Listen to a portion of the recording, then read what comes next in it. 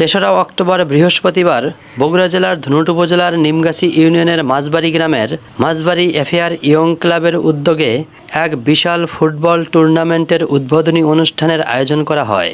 উদ্বোধনী অনুষ্ঠান শেষে প্রথম টুর্নামেন্টে যে দুটি দল খেলায় অংশগ্রহণ করেন তারা হলো ধুনট উপজেলার জয়সিং গ্রামের Sohel and Hazrat Ali sporting club বনাম বগুড়া থেকে আগত জামুন্না স্পোর্টিং ক্লাব। ব্যাপক উৎসাহ ও উদ্দীপনার মধ্য দিয়ে টানটান উত্তেজনায় প্রথমার্ধের খেলা শেষ হয়, কিন্তু গোলের দেখা পাওয়া যায় না। তৃতীয়ার্ধের খেলায় বৃষ্টি নামলে বিরূপ আবহাওয়ার মধ্য দিয়ে দুই দল পূর্ণ উদ্যমে খেলা চালিয়ে যান।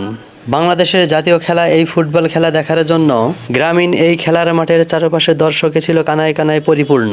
অতঃপর তৃতীয়ার্ধে এসে Sohel and Hazrat Ali sporting club চমক দেখায়, পরপর 3টি গোল দিয়ে হারিয়ে দেয় জামুন্না স্পোর্টিং ক্লাবকে।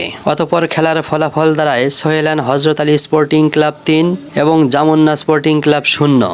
রেফারির শেষ বাঁশি বেজে ওঠার সাথে সাথেই খেলার ফলাফল জেনে মাঠে নেমে পড়ে শিশু, যুবক, আবাল, বৃদ্ধ বনিতা সকলে উৎসাহে ফেটে পড়েন।